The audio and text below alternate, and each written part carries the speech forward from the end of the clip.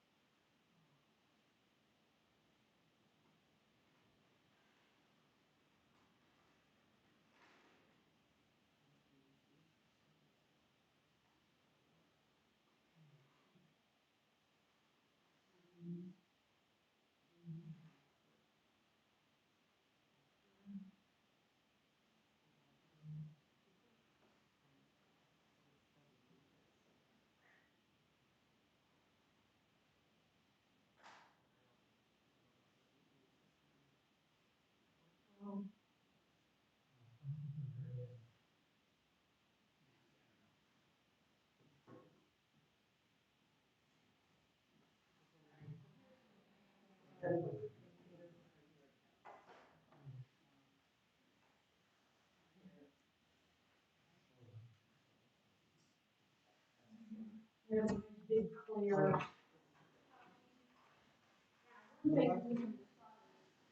evaluate this based on the grid. Because you know, this is a raw photograph. Your son's like,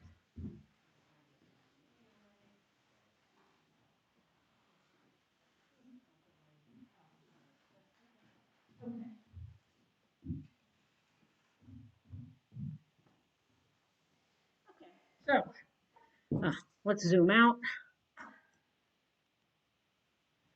Zoom out. Get rid of the phone. Okay, so I have my work here. I need. I'm not sure I'm exactly happy with this, but let's take a look. All right. So technically, okay, with the rule of thirds, your point of interest. Once you do the rule of thirds, which is dividing in thirds vertically and horizontally, basically what the rule of thirds says is that there should be, you know, a focal point needs to, you know, be within a certain distance of the four corners of that middle box. So, do I have points of interest? Do I have a focal point that touches either one of those? Well, what do you think? The what? The corner of the books. The corner of the books? The wine glass. Okay, yes, the wine glass right here does. And there's seems to be a little bit of highlight over there. And also the title of the book. So, yeah, right underneath. Yeah, and then there's art today. So that's kind of interesting. But there's other possibilities too. Let's take a look at, let's see, if I bring in, I don't want to bring that picture in. Let's take a look. What I think I want to do is, I think I want to print out one of these pictures without the grid on it, and we could play around with it because I do want you to see, yeah, what the possibilities are just for composition, just from, you know, the one picture. There's other options. So let's see.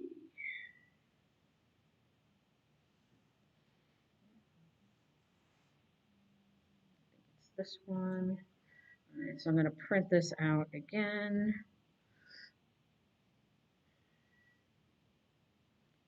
This time I can do it, you know, directly from my, okay. All right.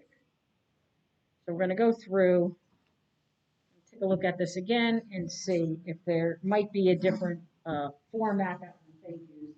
Create a better focal point.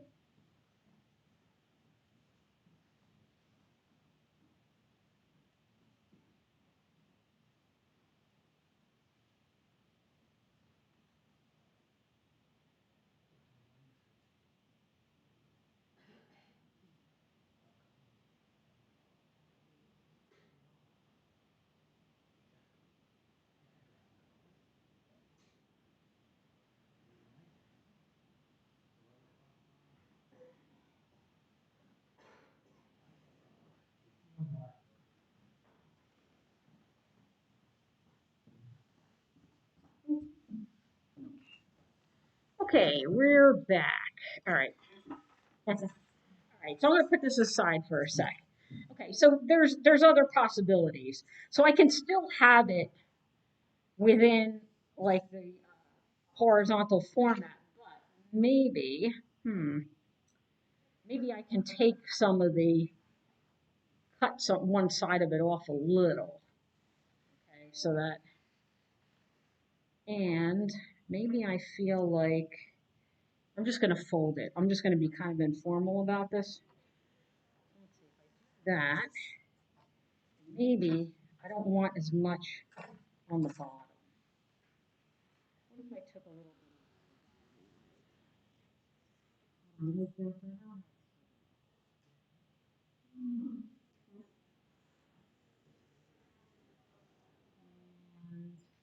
Maybe if I took a little bit more off the top, I'm not sure. I have, like I have a proportionate, okay, so I have, it looks like I have a proportionate type of rectangle. All right, sorry about that. Okay, so if I just eyeball this, like the thirds, right? I have that, and I have this, and then so there, where there's a little shine mark there, and then I have this, and then of course I have this, which is another highlight, right? So I'm thinking of myself that I might like this format layout better, but that's just me. That's, you know, you need to pick one that's best for you. But what I'm trying to demonstrate here is that, you know, we need to, you know, we can take the idea of the rule of thirds and we can apply it different ways to a composition. So, and if we picked a vertical format, we would be playing around with the same thing. What I kind of like though is I like this relationship here, like this being close to that point of interest or that focal point. You could have more than one focal point, and the fact that this highlight on the glass reflects the bowl, like there's an interesting relationship there. So that to me might make it a stronger composition. And you know, and then there's some highlights there. There's, you know, like my eyes is going to move around. So I kind of like that.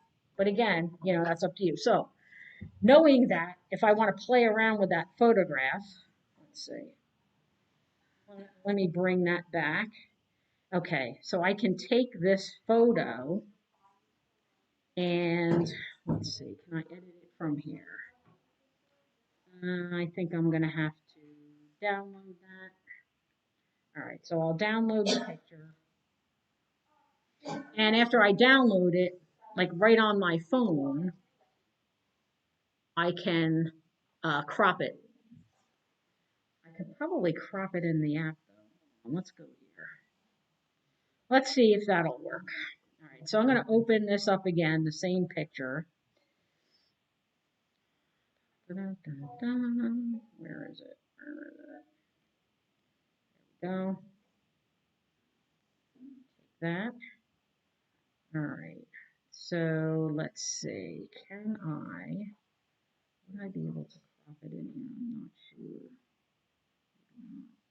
sure. What are my options? I guess I can't. Darn it. All right. Okay. All right. But that doesn't matter because I could still go into my Google Photos and I should be able to do that from here. All right. Did I download it? Let's see. Let's download this. Let's see where I have it in my downloads. It should be in my gallery somewhere. What's my recent? Ah, recent. Okay. All right. So I downloaded it. I can edit it right from here. Let's zoom in. Oh, all right, there we go. All right, so I can edit it here, and you see the crop marks come out, right? So I can take my picture. Let me zoom out a little bit so we can see both because I'm going to crop it according to my format that I picked to play with here. And I'm going to go by the shape. Let's see. That is looking fairly close. And I'm doing this all on my phone, which is a lot of fun. But I like to do, you know, I like to show you these little tricks because, you know, you can obviously, you know, it'd be fun for you guys to use them too. And yeah, so now I have that. So I can save this, save that, right? And then I can go back into my drawing grid maker and pull that in there. So let's open that and see if it'll, I don't know if it's going to show up in my gallery yet. I go to recent, yes it is, there it is. Okay, so then I got to change again my rows and my columns to 3. Okay, and I'm going to make that 10. Okay, and I'm going to make it white. So I have to change the color. So it's a RGB scale. And white is the presence of all color when you're talking about light. So if you turn off the R, the G, and the B, you'll get the white lines. And there you go. So I can save this. No, I'm not interested in online gambling. Okay. And you know what? Since the printer there, it already prints in color, I can skip making it grayscale and printing it out like that.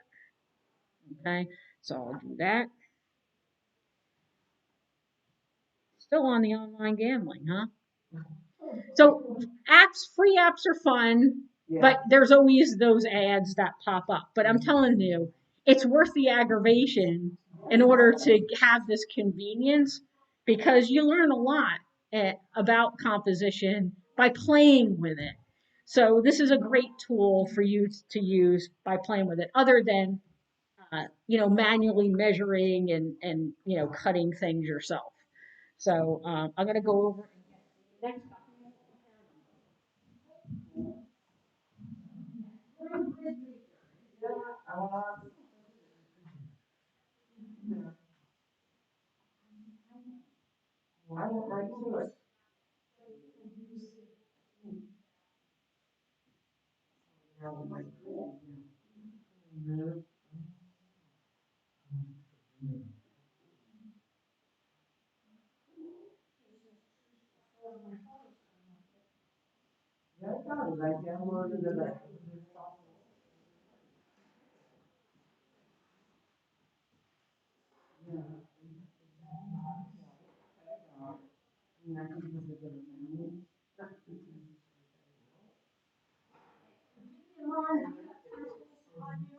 Yep. All right. So next time, everybody, index cards. And what we did was we did a little value study, composition and value study on the index card for us to get some practice. Okay. And switching our thinking to values. Okay, so here it is, nice and big.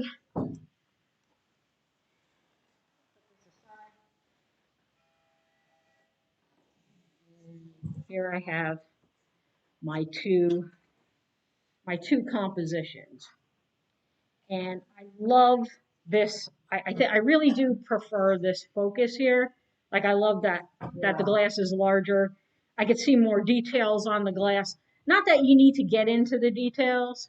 So if anybody wants, I could also print out a copy of this for everybody, just in case you are interested in considering that.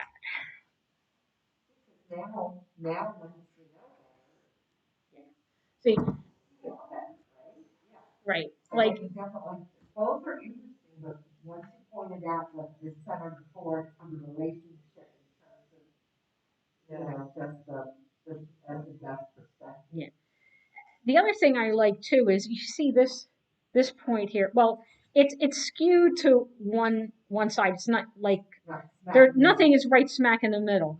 But actually, it's even better here because none of these edges, these vertical edges of the books or any of these, fall right smack in the center. So that makes it more interesting right there. Whenever you have something that draws your eye to like the center of the picture or where it divides the picture plane evenly, either vertically or horizontally, that's something that you want to avoid too in your composition.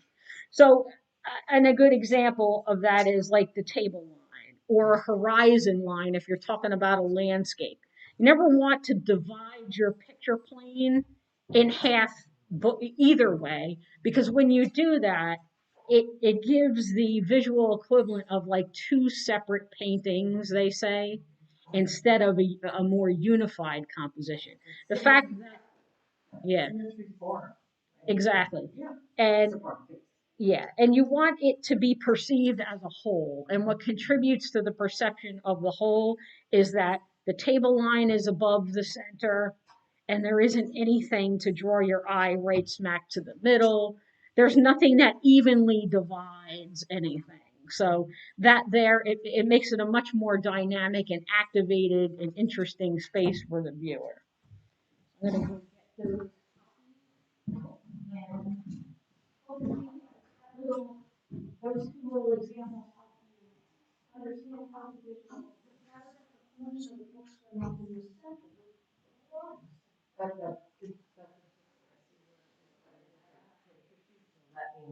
we have the one on the left, repositioned it for the one on the right, that's one of the different.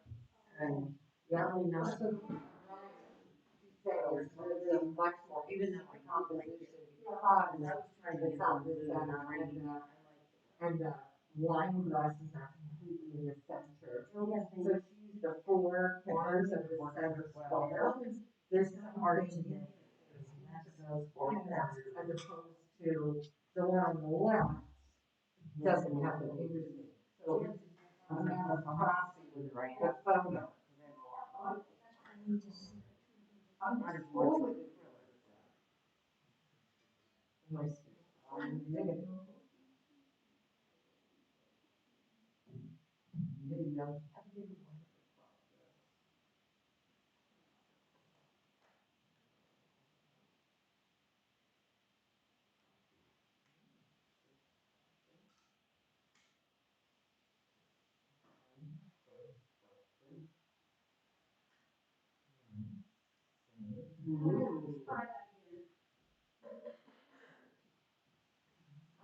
I'm not sure. I'm rocking this down right now. You're rocking the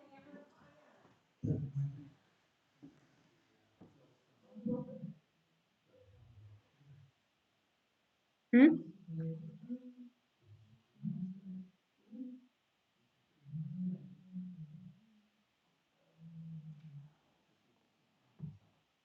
I had to do it again. Sorry. All right.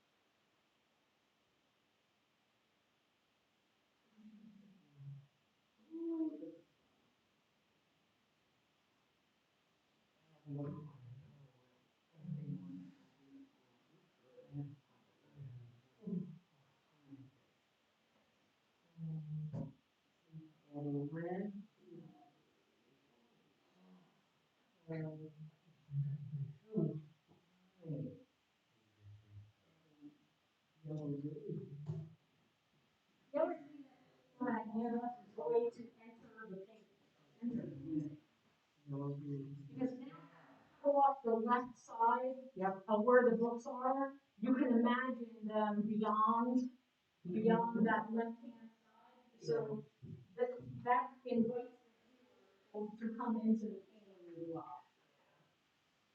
So that's another reason to play around with composition so that we can find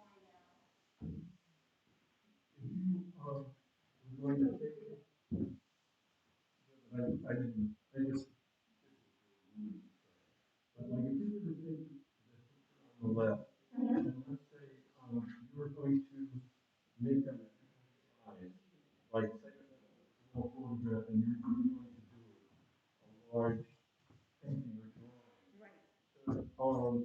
in suggesting that, you would have to, onto your larger format, you'd have to figure out some way to, the, the proportional, Right. and then divide it into thirds or measure, a grid of some type. Right? The good news is, right, is that this, like the 8.5 by 11 format, is already a proportionate rectangle to the 11 by 14 size that I have for you. I can, again, like I can show you how to make it, but the adjustment that you're going to make is in your reference and not by making a custom size canvas to meet the proportion, because I mean, you can do that, but what happens is, and this is just something that I learned from the nuns who were frugal, is that you always want your finished product to be a standard size so that you can get a frame that's ready made and not custom and spend big bucks. If I didn't, one of the very many great things I learned from them was that. So, yes. Sure. So when you talk about the reflection on the wine glass, the little circle, and Yeah. the little circle on the candy dish, Yeah. being like kind of relating. Yeah. So when you draw that grid so that you have that center square as your the 4 points of interest, would you want to condense that so that it would be more inside of that, or it doesn't matter? It doesn't matter. It doesn't necessarily have to be like this. There's a focal point, and then around that is like this whole. There's a field of vision. Yeah, it's like it's being in the ballpark of this. If I had to just describe that informally, that's what it would be. Because I don't really want you to get wrapped around. You don't have to be that Precise. exactly. Yeah, and actually, they would call this like a rule, like it's like they call it the rule of thirds, but as you know, like in art, all rules can be broken. So just because I show this to you, okay, and it doesn't mean that you have to use it. I mean, if you want the glass going off the canvas, I mean that's a personal choice. You have the right as the artist, depending on whatever message you want to send. You don't have to conform to all the uh, all the elements and principles of design. You can play around with them and rebel against them uh, to strengthen whatever you want to say, or to convey what you want to say, or what you want to show the viewer, or what you want them to pay attention to. Yeah. I'm still a bit confused because if I'm going to take that photo on the right and onto the postcard, the postcard may have a different aspect Oh, ratio. So well, I have to translate that thing in the same overall shape. right. Um, Well, right. So if we do that, right, here's the postcard, okay? If I want this postcard, see, it is in different proportion. The postcard is. right. I have to cut off some of this postcard in order for this to be a proportionate rectangle to this rectangle. That's how you figure that out. The way we figure that out is, you know what, I'm gonna go get it. From the point, corner to corner. That gives you the mark of what a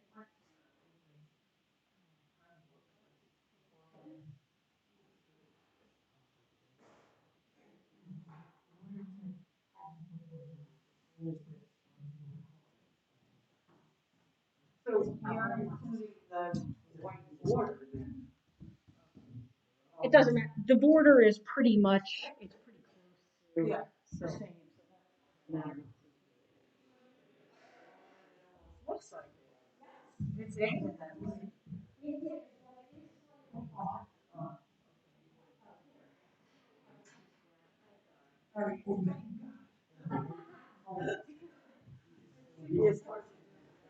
Yeah. Okay. So here we go. So here I'm going to go corner to corner, right? Corner to corner. And you could use the photo, part of it, or the whole paper. You'll still be pretty close. You know what? What if I just did it? All right. So even if I did it with just the photo itself. Okay. So here's how we would find this postcard lined up, or the index card. So you see, It's a little long. That's how off it is. But where the bottom of that postcard hits this diagonal line, if I make a little mark there, let me put this there, right? Yeah. And that's how I know where to drop my vertical on this card in order to make that proportionate rectangle. So let's do that. And I will have a rectangle. I will have made this postcard or index card the exact proportion I need. Huh? It lost me. It didn't look like you had the. Oh, it's a clear edge. Oh, okay. Is that? Then you put that mark, I don't know where you got that mark from. Yeah. But just, you really have to tell me how you put the marking. That's what I didn't understand. Okay. All right. All right. I'll do it with the wood edge. Okay. So I have just look at the wood. Okay. I'm going to line up the wood with corner to corner. There's the wood. Okay. And I'm lining up the postcard here. Now, where and you can see it right here, where the wood hits the bottom edge, that's where I have to put the mark in order to drop the vertical that makes this rectangle in the same proportion to that rectangle. Okay. Sorry. Because of the plastic, right? Yeah. Yeah. So ignore the clear, just look at the wood and you'll get the same. Yep. And that, that's a trick that you can use for finding the proportion any rectangle or square or any. So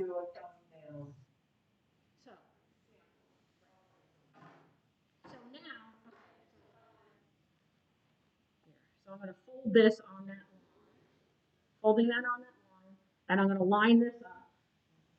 Okay, now you'll see like the wood edge there to that corner, and now you see that the corner of that postcard is right where it needs to be. Okay, so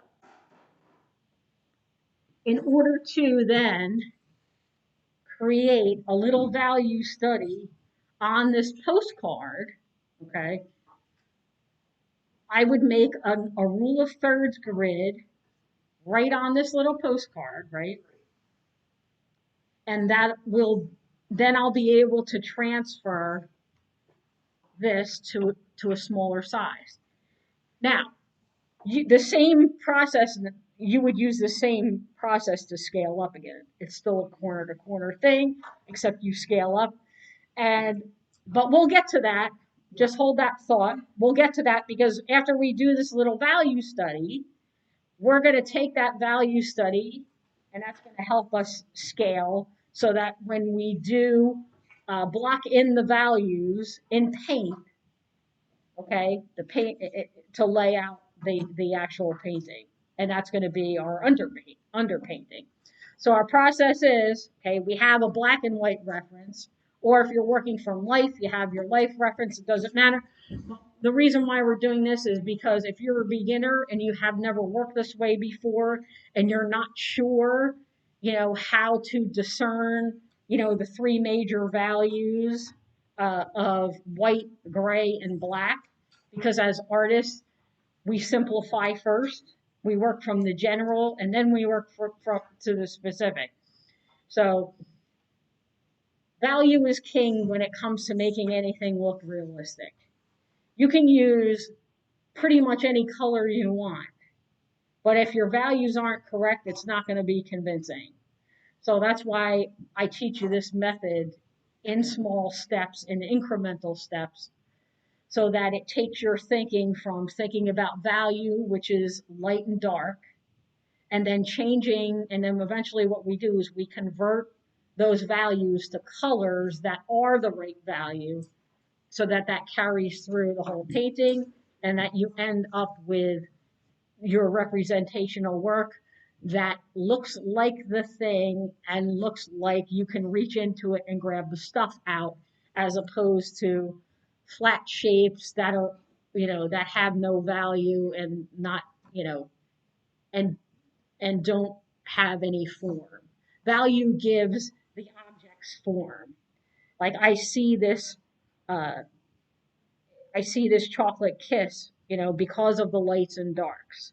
Okay. And that makes it look like, instead of this rounded triangle shape, it looks like it has volume because of the lights and darks. That's what we're after. So the steps that I show you ensure that you can accomplish that, so that I can reach in there and grab that kiss and take a bite if I want. Right? It's visual. We're creating visual foolery here. It's all, how do we create the illusion? So values first. Okay, so I have my rule of thirds, right? So I take, now, all right, so some of us are going to be, oh, but I want it to be exact, right? So that in order to go thirds, right? So if I fold this over until it looks like these two are equal, right? The fold over part and this part are equal, right? And I fold that, right? Oh, see, and then I gotta mark where that is, right? And then I'll fold that.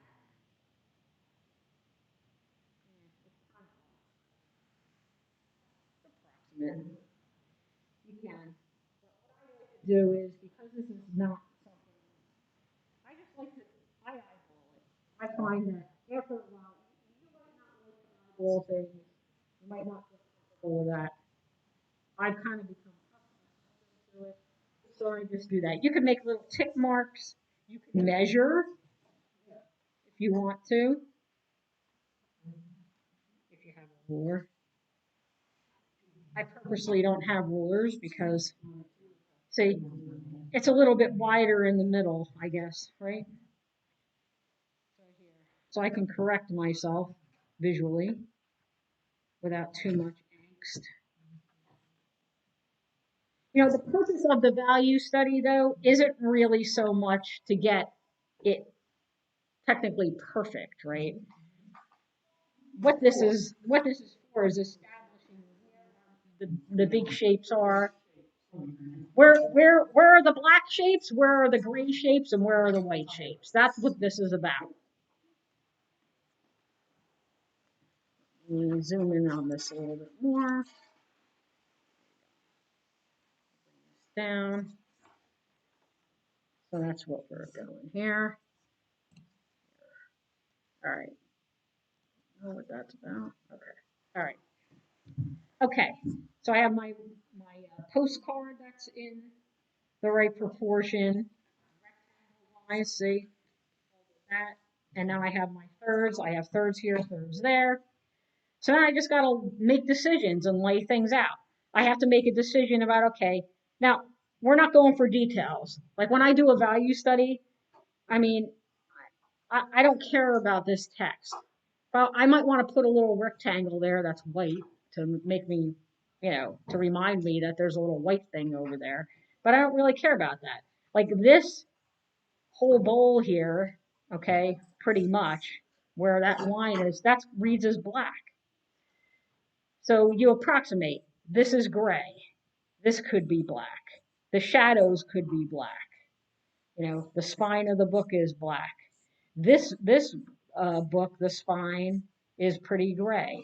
We have gray, gray, gray. This is white.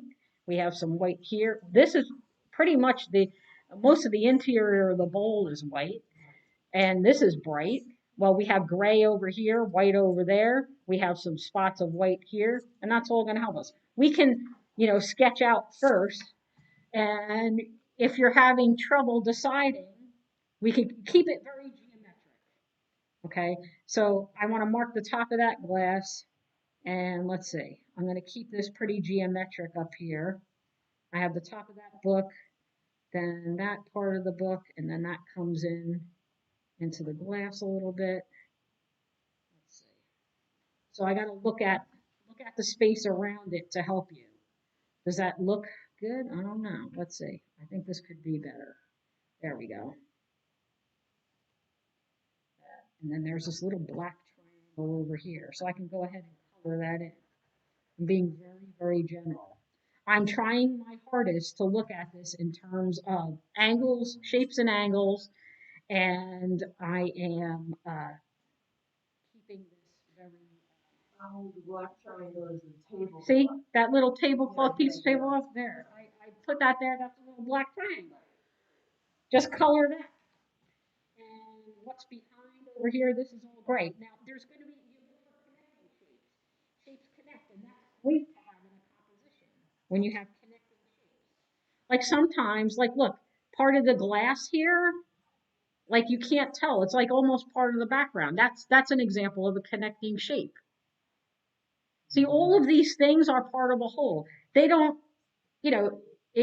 it's part of the whole. We forget about what you're looking at and forget about what it is and think more about what you see in terms of light and dark. That background, it connects with that glass. It actually connects with it. And when we start painting, we're going to paint that as if it was connected. So I have gray in the background. I'll keep this very geometric first. I could always refine and round out later. Oh, here, there's comes up a little bit up here.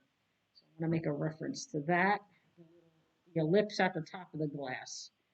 All right. Let's see. Oh, see, and I have that little bump. You see that bump?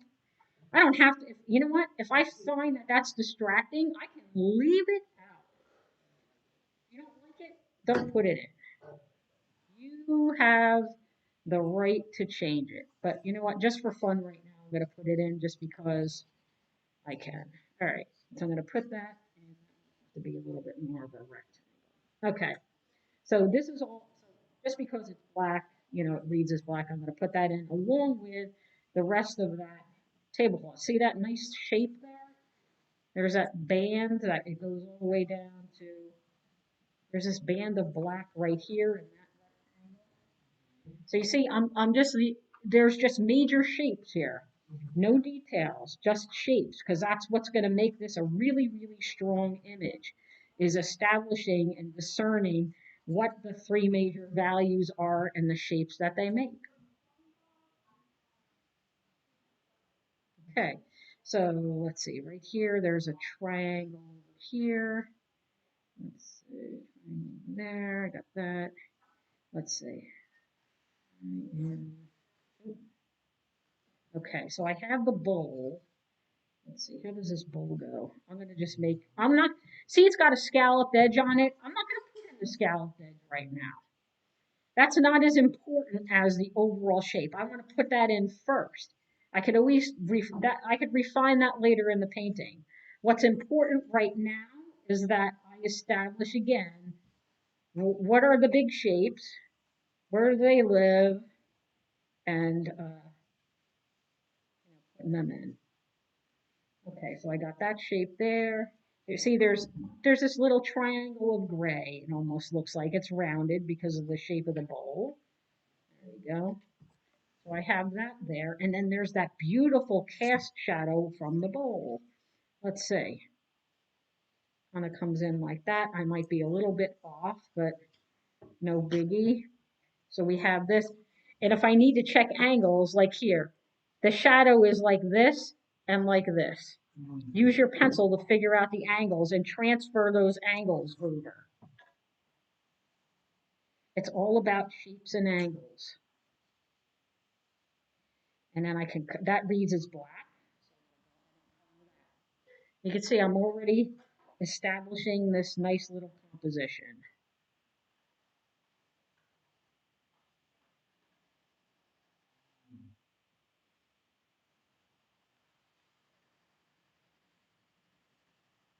Just in pencil. Mediums to do, value studies too. You can do them in charcoal. You can make them larger, on larger paper if you want to. But I just find that this is good. I don't want it because we don't necessarily want to get stuck in the weeds on this stuff. We just want we just want to give our eyes the practice of seeing things. We want this exercise helps us see what we really see instead of what we think we see. Learning how to see. So I have this little, see that little triangle shape, that's really cool. And then there's another, oh, see the glass. See that? There's a shape there for the shadow of the glass. I haven't even put in the glass. Now let's see, let me go back to the glass. Put that, let's put that back in. So it comes out a little. So if I make it, see, if I keep it a little bit angular, I can get the shape of that glass better. And what also helps too is drawing the center line down that glass. The center line would be, it's a little bit to the left of that line. So see, I'm very off there, right? So every mark is a correction. All right, so if, and I can drawing, let's see. Let's put the center line in that right down on the actual photograph, and then that's going to help me too. All right, so I know, there's the center of my glass, and I know I need to correct this. So I'll go ahead and I'll make the correction.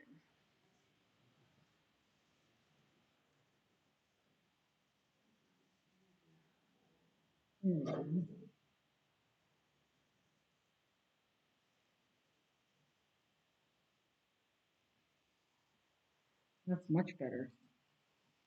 Okay, so I know it's got to come out, and come back on that bowl. Keeping this very general. I need to know.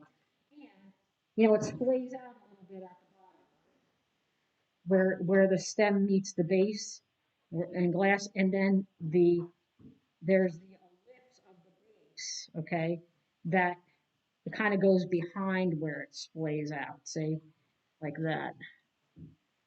So there's the splaying of that. When I can mark.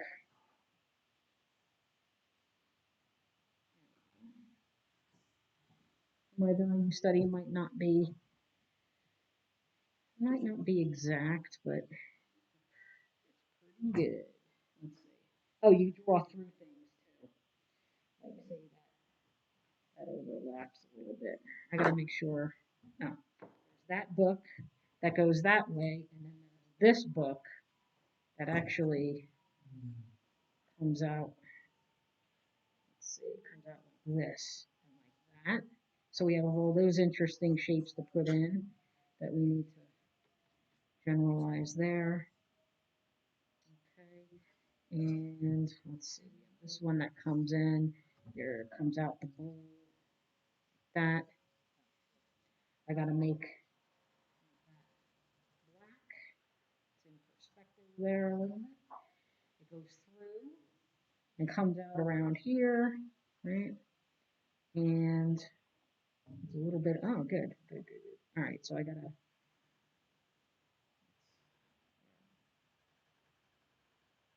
and that book spine, except for the highlight, it kind of connects to the actual line itself, which is pretty close to the line. All right, and then that's all black. Highlight. I can erase that highlight out. With the spine of that book.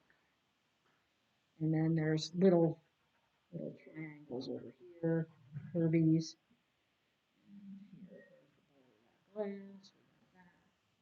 Okay.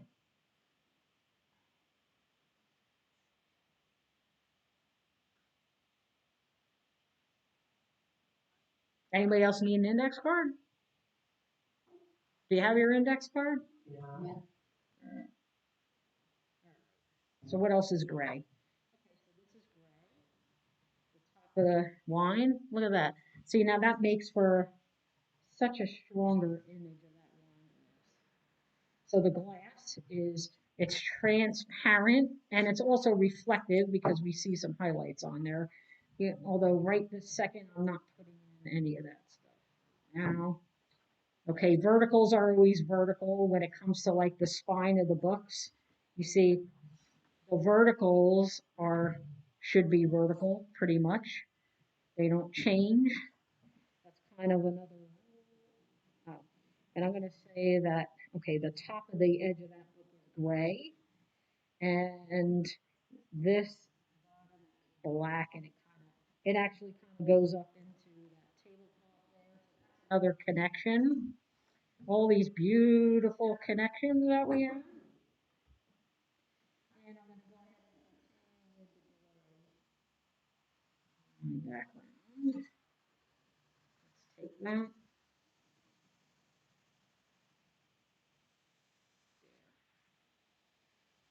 I'm just going to generalize all that to the gray.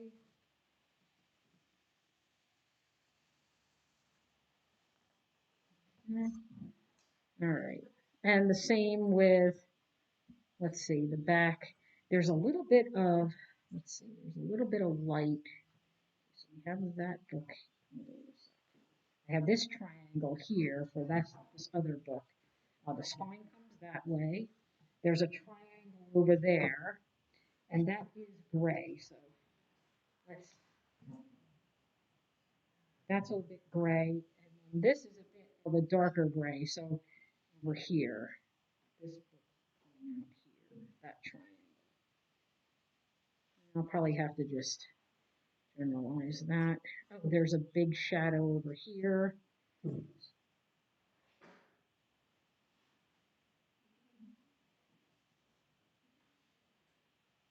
So I'm coming around in a sec to help you out. Establish this. Okay, so I'm doing the shapes of the little shadows. So I'm starting to have this little nice little image popping up of the major values and the major shapes that they make.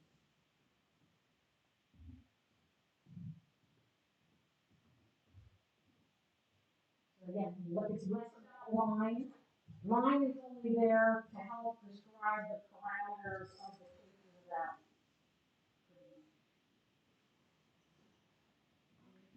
Oh, oh.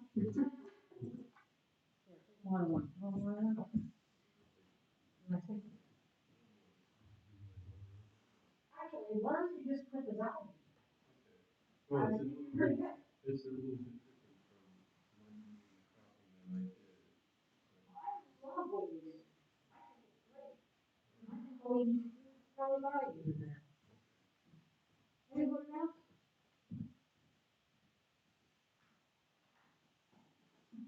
Again, focus on lines. Okay.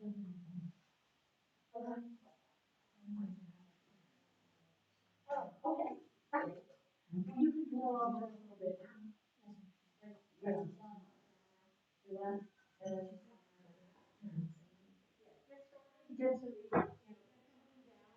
This is all about how you see things.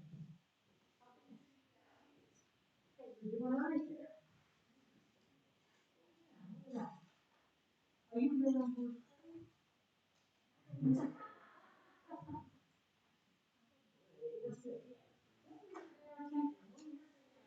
you are between gray, black, and white.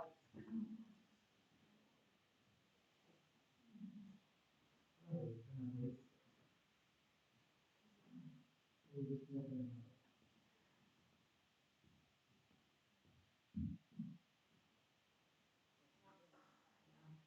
a little sweet because it picked up, you know what?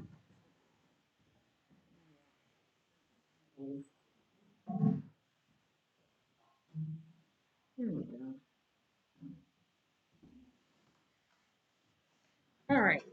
So I'm just going to keep on going because I do want you guys to be able to see. I might throw yet another value in there depending on how this, here we go. I gotta get that this. So, you'll see these draw lines, but it's only to describe parameters of different values that I want to record. So here's another gray. And this is I'm trying to I like the way there's this little see this is all gray behind there.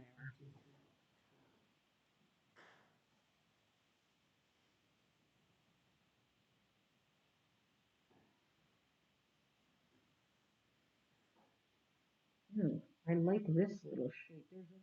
See this little triangle there? That's pretty cool. Let's move this over. There's a triangle there that kind of connects. It's running off. So you see, I don't necessarily follow my photographs exactly here, but you know what? It's all about the photograph. Well, then why we might as well not be painting, right?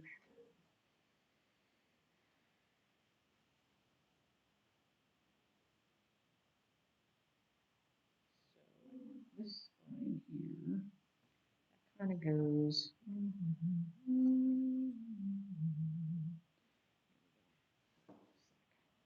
Where is that? The bowl. Yeah, I gotta make another correction here. Okay, so I got that triangle there. This over here, that over there. So I gotta bring that down. And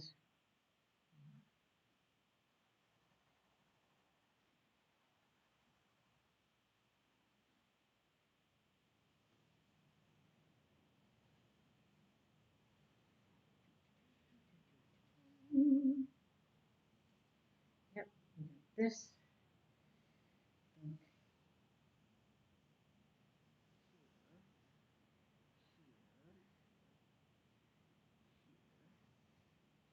There's a lot of books in there.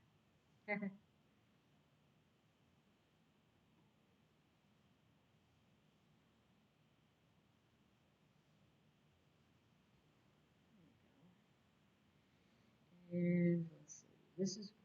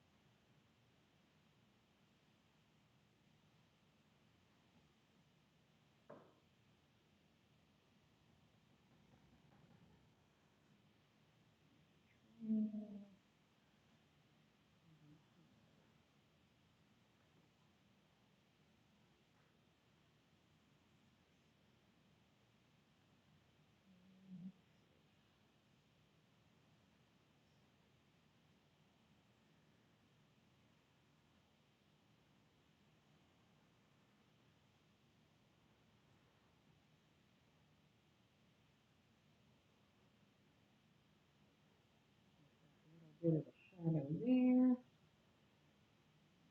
Come up and this connects over there. Connects there.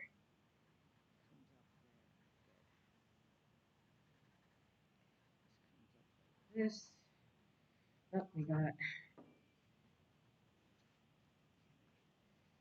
bottom of this bowl right here. The candy is gray.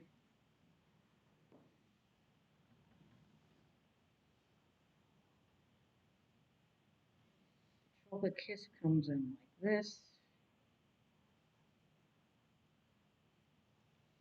And then there's this here. All right.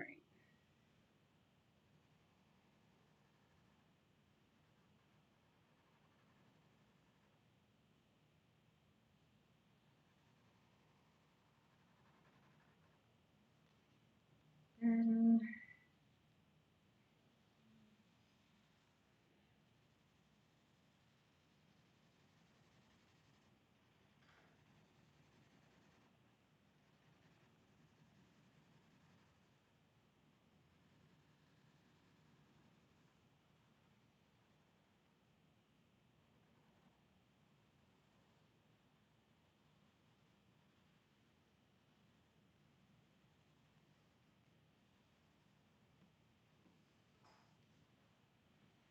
okay.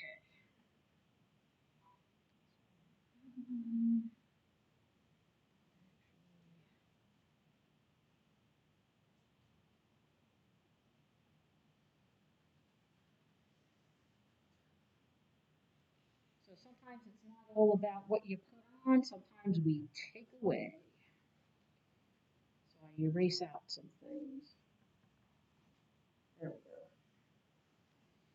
go. And oh, and let's not forget where objects meet the surface of other objects. In this case, like the books that lay on top of each other, you'll notice that there's a really, really dark shadow, and it looks like a line, okay? But it's called the occlusion shadow. Make sure we get that in.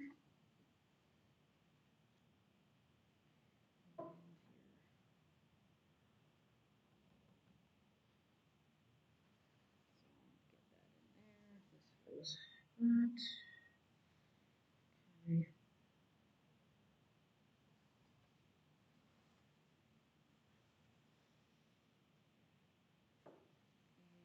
I'm going to take out this lines and fix that up. Okay, so even black strip there, black here, pretty much gray, except for some highlights. There's that band of gold. There's a white mark over here, but let's see, the majority of it, except for the highlights, looks pretty gray. And let's see, there's a little bit of a black behind there. Oh, and I can erase out the little highlight from the bowl in this glass, and I can erase out the highlight on the bottom of the bowl, and that little highlight out there. And there we go. Here I have my general value study done. Ooh, except for, let's see, there are some shadows in this bowl here that I need to capture better. Just in general here. And let's see, it's like this, I would say.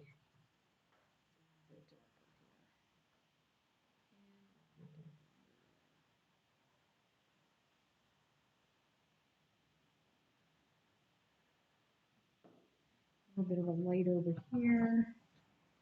And on the edge of this part of the bowl, that's going to be a little bit darker. Okay. All right. Value study.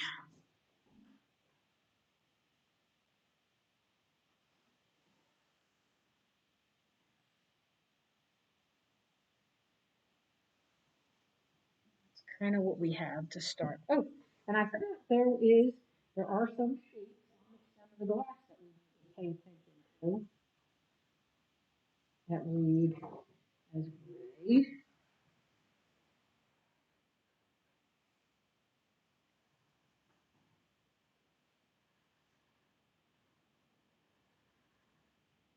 And where the bottom of the glass, the base of the glass meets the table, there's that tiny occlusion shadow there.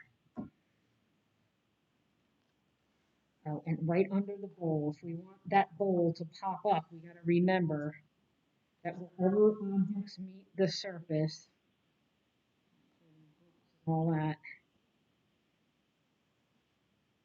we're going to have these occlusion shadows.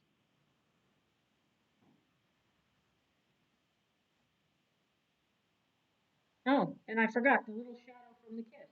Where the kiss meets the table, there's a little bit of an occlusion shadow. There's a little bit, I gotta capture the chocolate kiss, their shadows. Wow, see now that makes them look like they live there. There we go. They pop right out now. Popping right off the table.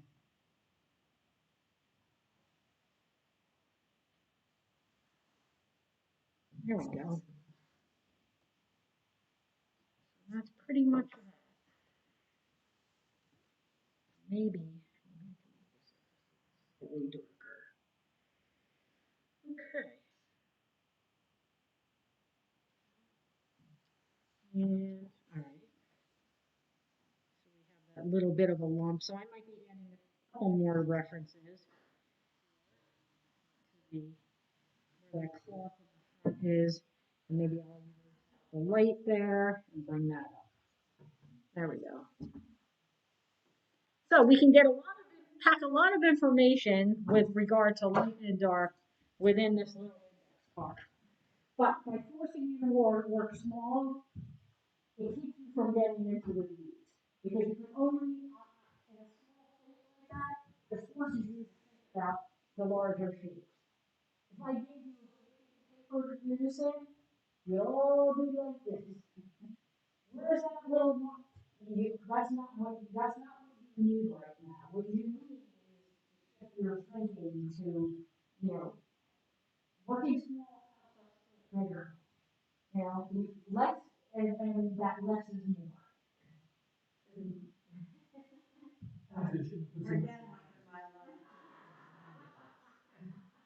Let's see. Oh, that's great. That's come out so good. See, it's all about your thinking. And that's a really good one. That's what you need to do. I will. I think you can do that. Yes. Yeah. Don't be shy. No, thank you. All right, okay.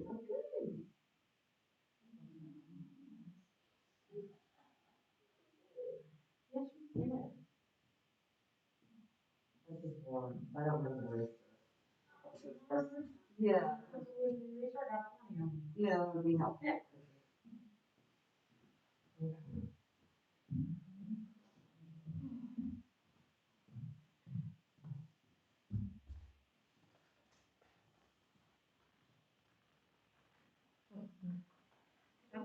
Blank card.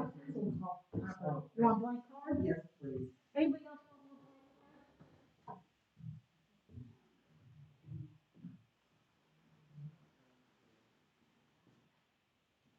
Yes. You put that on your test. God bless you.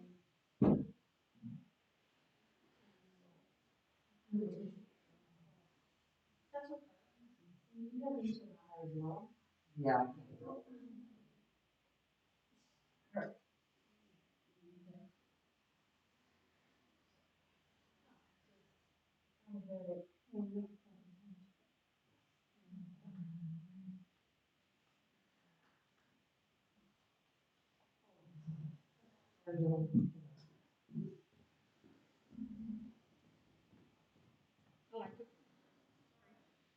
I'm gonna make this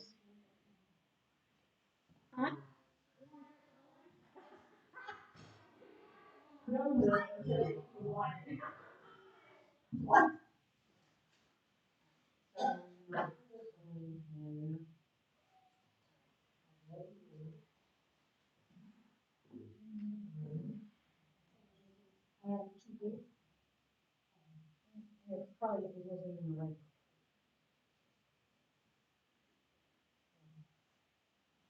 Just, you know, it's just, you know what you could do, you know what else? Focus on the one, focus on one wall. That would be helpful. Just look at the major shapes, like there's a triangle there, just. So you're not looking at it like, I'm just looking, right, holding my mouth.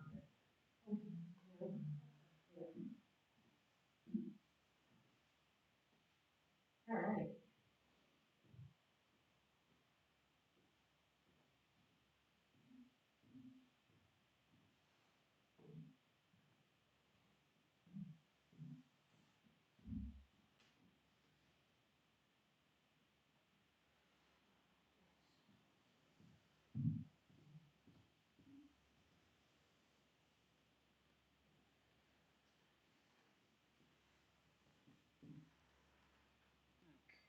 So then we have the book that's under this book, right?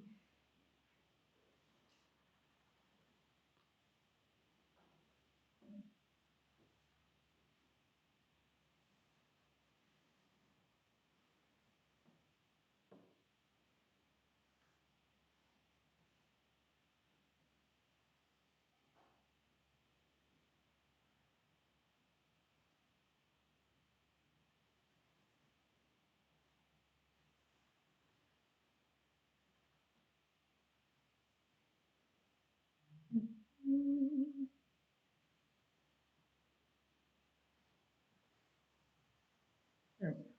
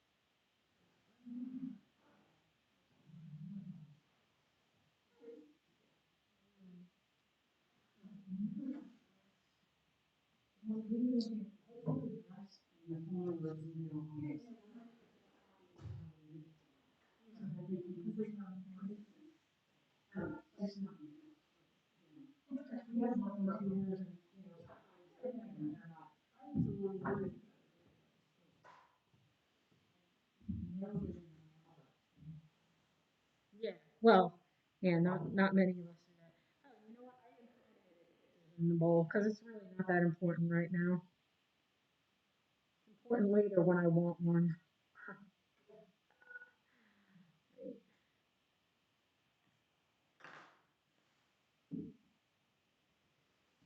That's a nice little note to myself here. I gotta record that better, that shape. I want to do that. Oh, I like that. Oh, that's gonna be me. Gonna make it pop. Gonna make it pop.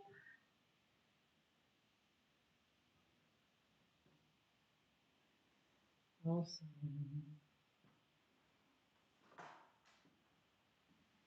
It's great that we have glass. That we're gonna have something. metallic, a few things that are metallic. We got the gold in addition to, the silver foil on the kisses there. So that's gonna be nice.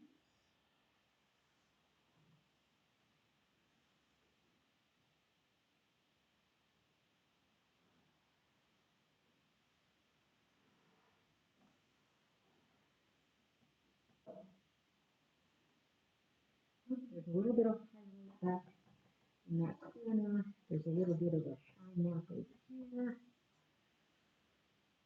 Oh, I just love that kind of stuff. The little bits of light that you see that that can really make the difference in painting. Sometimes there's those little bits of lights and dark.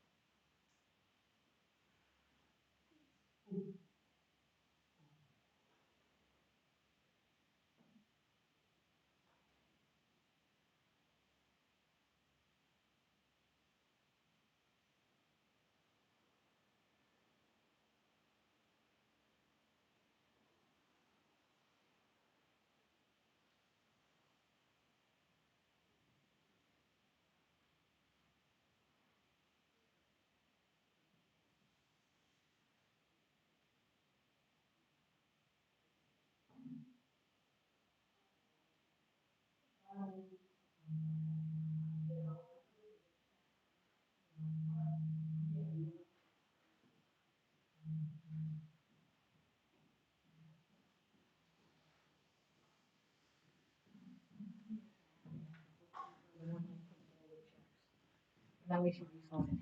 Yeah, and just.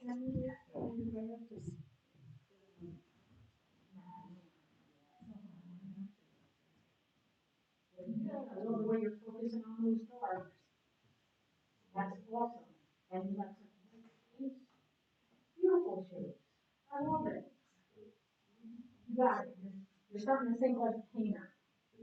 That's how you know you're starting to think like a painter when you have those nice, beautiful shapes. Really, really, really. Yep, you got the nice tags in there. You can see them. They're fine. There you go. Look at those nice shapes. Right.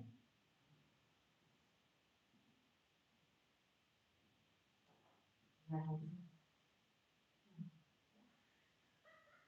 Okay, so this is the drawing board, right? See how your glass is over there, and you see it. And the center line of this glass. So if you go to center line first, right, it's a little bit to the left of this. Right? So if I take that, and that's helpful. And I can mark on the bottom of the glass here, and on the top of the glass is somewhere over here. Which, you're close to, right? And I know, okay, where's the bowl? Where's the bottom of the bowl? So we make the lamp box, right?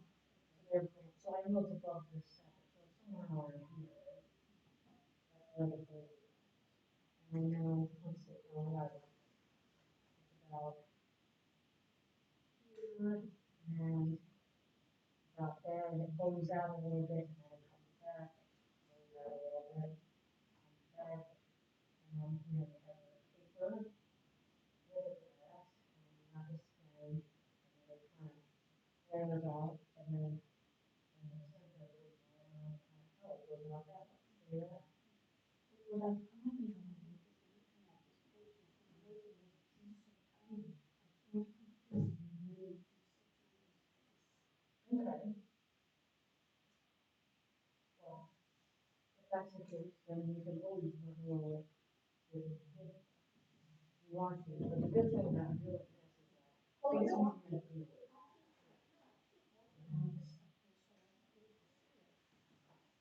So if I can help you out, just a minute, I'll just make some notes. That's there, and then you have here, this here, comes out like that. That's that. Oh, you already got that.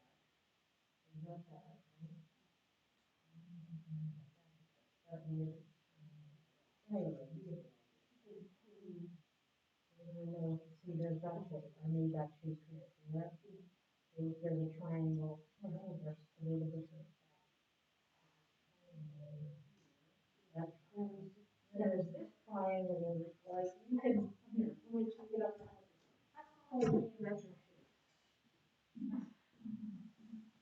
That's what it all comes down to.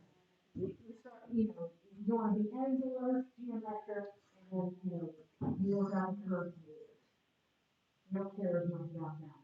If you can get the angles and think about things in terms of straight lines, and, you know, like straight angles, later on when you go to refine it and smooth things out and round things out, your painting or your drawing will be more technically correct. Focus on that. Would it help to take where, practice this easier for doing it and then trying to put it together? And was one here. Right. Triangle, double triangle, and you have our, you got a couple triangle there, and you got a dark shade here and a light shade there. So you have, you know, rectangle and not a square rectangle. On the one can just help you think more abstractly instead of getting in the weeds and being worried about what it is, you look at it for what it really is, which is that's really all it is. It's a bunch of shapes and lines. That's it. Only good. Don't think about it as a line glass. Don't think about it as a look. Because our symbol for a book is a rectangle. But when you really look at this stack of books, and you look at this picture, what you're really seeing is, well, now they're not, you know, it's not just a rectangle. Like this too, even the side of the book or the spine of the book, that becomes a parallelogram because you're on angles. Like, and this here is a triangle. There's a triangle shape in there. You know, there's a little circle there. There's an ellipse here. There's an ellipse there. The top of the surface of the line in the glass, the top surface of it, that's an ellipse. Simplify. You know what? It is challenging to do that.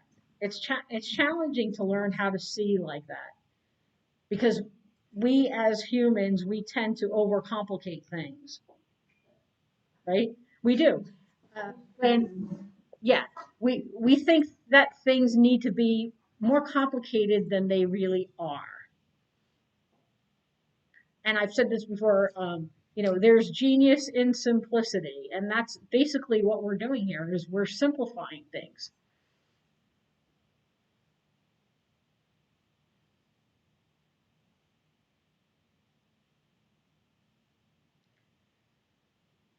So our goal and our objective today is to get you to see the major shapes of black, gray, and white. Arrange that into your composition on that two-dimensional surface. And we're going to take that thought, we're going to take that idea, and we are going to start putting it on the canvas next time.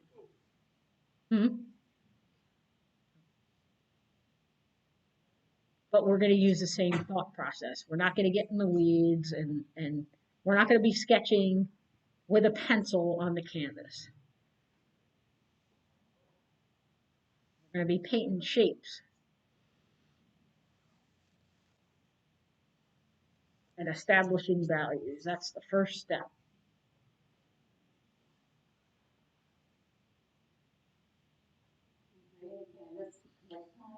I have 11 by 14 canvases for everybody, unless you want to pick a different size or a different surface. I have stretched canvases. If you prefer to work on something different, you can work on that. But, you know, Most of the standard rectangles will work for what we're working on. 11 by 14 will work. Even 8 by 10, but that's kind of small. I think you should be working on something a little bit bigger than that. I wouldn't go bigger than 16 by 20 if you want it. I think 11 by 14 is a manageable size for the amount of time that we have to complete a painting. 16 by 20, if you haven't done a painting before, is a little bit overwhelming. But some of us who are accustomed to working bigger and like working bigger, you know, you're welcome to pick a bigger canvas. We're going to do what a grisaille first, which would be gray or a grayscale, or one like monochromatic first. I'm probably going to keep it gray, and it'll be a combination of probably burnt sienna and cerulean blue. We're going to use like a chromatic gray to create our grayscale, and then we'll add the color. We want to establish our, well, first we do the grisaille, then we add the darkest darks, then the lightest lights, and then block in colors and then details.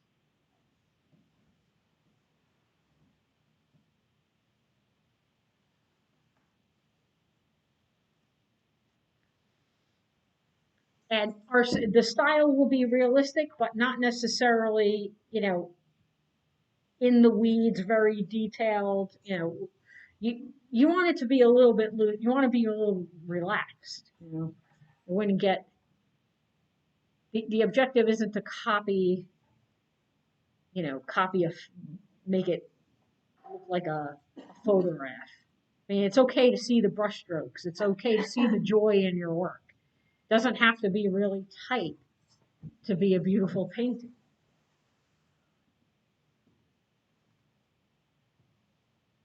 One of the ways to accomplish that is by first using bigger brushes. You try to use the biggest brush you can, or a brush that's even slightly bigger than the one that you think you need, and that's what helps us keep our work loose.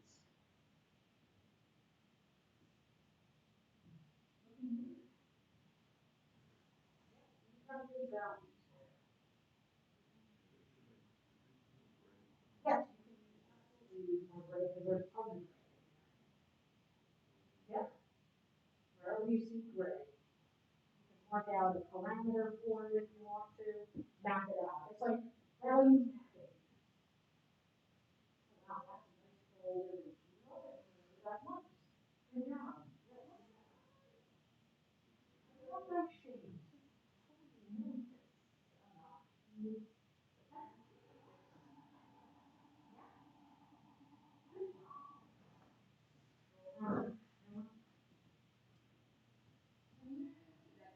It was called blind. Oh, the are you painting the artist within the series? I did the what? It was surreal selfies. That one is that the one you're talking about? Yeah. Thanks. If there's interest, you know, I would do it again. I love that. That's like one of my favorite things to do. I absolutely. But what I will probably do is like I have an open studio tonight. I'm going to probably, you know, in order for me to have something to do, I think I'm going to be doing that in that session, in those sessions. And I don't know, 6:30 to 8:30 on Monday nights because that's my open studio time. That class, that series of classes, I had one on Wednesday night, and our theme, instead of doing surreal selfies, we're playing, what is on the statement? Well, I'm not thinking about what that is. Yeah, it's music and movement, which is that's been a lot of fun. Different ways of painting, uh, interpreting sound and movement on a two-dimensional surface. And when are you doing that? I do that on Wednesday nights. We just got started. Here? Yep, From from 6:30. drawing? It's a little bit of drawing with painting. And it can be mixed media. Like you could bring other media into it. We work mostly on gesso paper because the whole idea is for you to be free and be loose. And when you're working on something that is precious, it liberates you. So from worrying about having to create this masterpiece, and the best work comes out of people from a class like that. I think like so much comes out of it because it's really I'm more of like the guy I'm the facilitator. Like I see myself more as a facilitator, and my goal is to who you are as an artist and not copy me. Like in this class, I take you through a method, right? And you pretty much you replicate a method that's somewhat foolproof. If you follow the directions, you're going to get a realistic painting. That class is more about process and about how you develop your own voice in your work. Absolutely terrific. I have fear of gesso. It's the very, very first class I took. I wanted to do it, and all the people there were absolute professionals. Oh. And here I am, a beginner on gesso and watercolor. Oh. It was a disaster for me. So I never even gone near gesso again. We prime our paper with the gesso. That's pretty much it, so that it doesn't soak up all the paint. And that's the role of gesso. I know that Leo does watercolor. Yes. She primes the paper on watercolor paper with gesso so that you can lift it easier. And that's, I think, probably a lot of fun. I really do enjoy the freedom open class. That's probably one of my favorite ones. And it's mostly because what everybody else brings to the class. All their different perspectives, their personalities, the way they see the world, the way they see themselves. It's just a wonderful experience, and it's just great to be a witness to that. That to have somebody find their own joy in their work. That this, but there's these types of classes are great because you learn a lot about how to use the mediums. How to see analytics, guys, and how to see more conceptually abstractly, learn the principles and elements of design. That could be a wonderful basis for you to then evolve and develop and continue to grow into your own.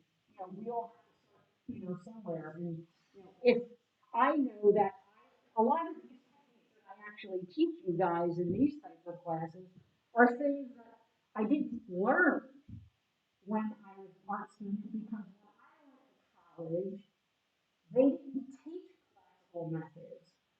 Their philosophy was to just not create a painting, and I didn't like that.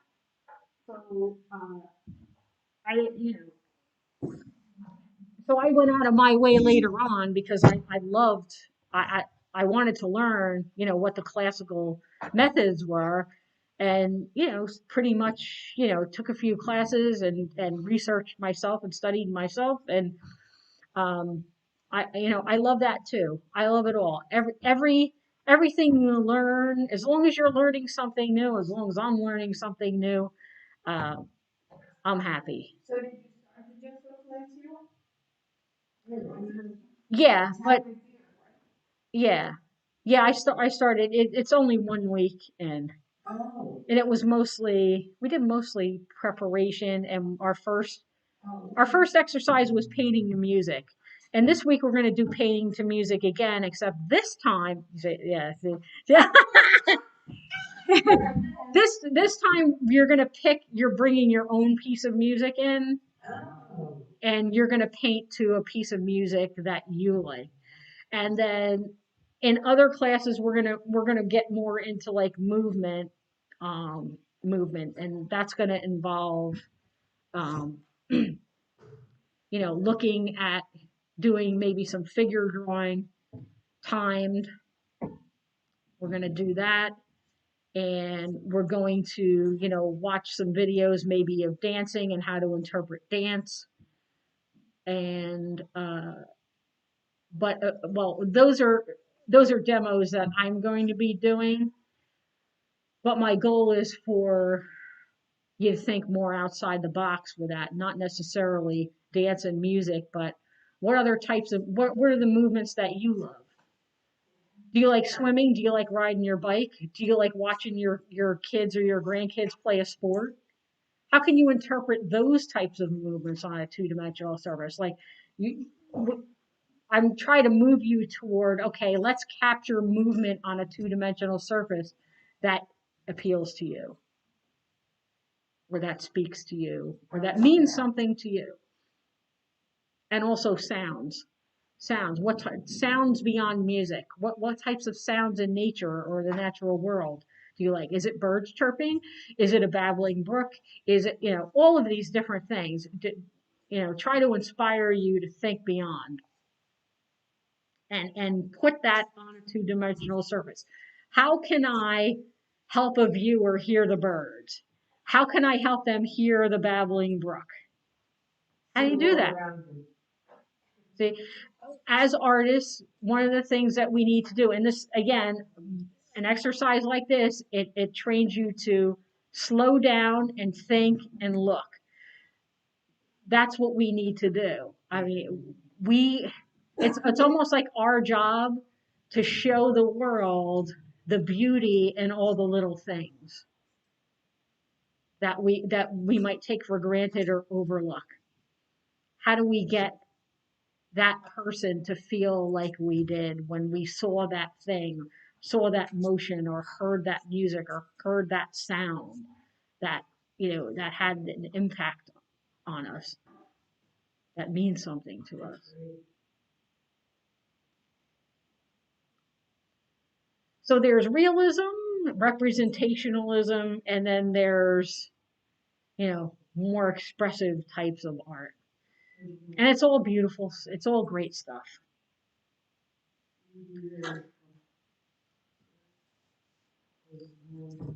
Okay, so how do we feel now about value, about composition? You have no idea? No. You don't know how you feel about that?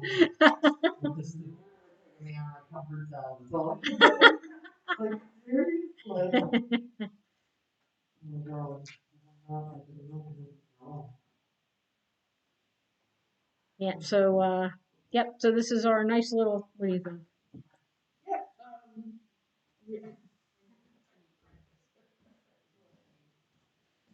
I am going to, really quick, before we get packed up here, I'm going to go, let me turn on, my phone can be a webcam. I think my phone is a webcam here. I'm going to go back to OBS.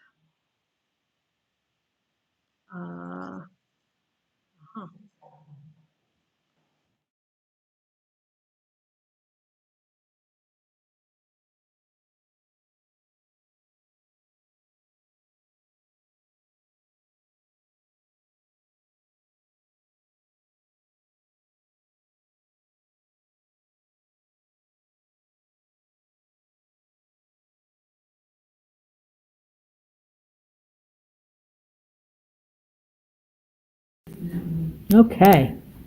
Oh, here we go. Awesome. All right. So I'm just going to come around the room. We're going to show, let's see what we worked on here. Okay. All right. So we got our little value study. I do see where we can possibly put more blacks in my thing. Yeah. Possibly. Oh yeah. Maybe a for little sure. bit darker. See? Yeah, absolutely. All right. So Well, the nice thing about doing I'm gonna try this, to practice like one square at a time. I think. yes. Because Yep, we can always like go I back think and I refine. started okay and then I lost proportion as I went through Okay. that. For sure. I think probably your wine glass is a little big, but you know what? The whole, Oh, that we call Yeah. that a Sigelski pour. yeah, okay. Yeah, it's okay. Bigger goblet, that's all. Right. Yeah, bigger, yeah. We just drink a big old bottle. Okay, so we got a great start. Now, I think that, you see the line in the bottom of the bowl of the glass? Yeah. Okay, that could read as more as black, okay? So we might have to make that darker. So we have black, black, black, black. Well, you left out that, that's okay. But this is actually kind of reads more as black behind here. Not that you have to go there. I But otherwise, consider that black. yeah, I use just Okay. one pencil. right, So, yeah. Well, it'll be easier to put down when we get to putting it on, the paint on the canvas. Oh, look at this. Oh, how nice. Wonderful. Nice black shapes. Blacks, grays, and whites. That's what we need. Let's take a look here. Oh, good. I see lots of blacks. I see black, gray, and white. Good, good. We got a good start here. I think in this part of the, all right, we have an ellipse that we need to put on top of here, and this could be darker. That could be darker, but all in all, pretty good. All right. Well, look at this, Francis. I have You're to doing right. I have to practice. This is not That's something okay. I'm used to. Right. But you got a great start here. Right. Look, you got a gray, you got the black. You're doing it, and Well, you're what can seeing I- those shadows. So I should do another one of these for next week on the index card, just for practice. Well, you are working on the index. All right, card. this Just one. finish that one up. Just finish that and Yep. that would be enough? Yeah, Okay, Just do that. Question while Sure. you're, while you're Okay. looking at hers. okay. So she has obviously Oh, okay. sketched out the whole thing, and now she's putting in shapes. Right. It's a different way of working. Like, sometimes you can put boundaries in, but ultimately, the shapes that you make need to be a value. Okay, They need to be one of three values: a white, a black, or a gray. okay. Hmm? I didn't realize what we were doing was up on the. Oh, yes. Yeah, see? Yeah, I can use my, I'm using my camera as a webcam. There, my phone is a webcam. Let's take a look. Okay, so now that's much better than the first one. Yep. Yep, good job. Nice layout. It looks free. Cool. Okay. All right, let's see. What do we got? All right. So we can go a little bit darker, yeah. darker overall, Okay. but pretty good. Yeah, so that we see more contrast between the gray, the black, and the white. Like your gray, black, make sure the black's really black, make sure the white's white. Beautiful. There we go. Where is it? Oh, Up on the screen. oh, there I you go. see. So if you put it next to the picture on the surface, see that? Then we can compare that. Look at that. Very Okay, nice. terrific, thank you. Good job. And here, we'll put you back up on there. Oh, that looked good. I darkened the wine a little. Yeah, all right, cool. Nice. Nice, good job. All right. Okay, so. Oh. Very nice job, everybody. You can wave goodbye. We're gonna stop the live stream. Thanks for joining us. I don't think Sally couldn't make it, so everybody wave goodbye to Sally. We're gonna stop the stream, and we'll all be ready to paint next time.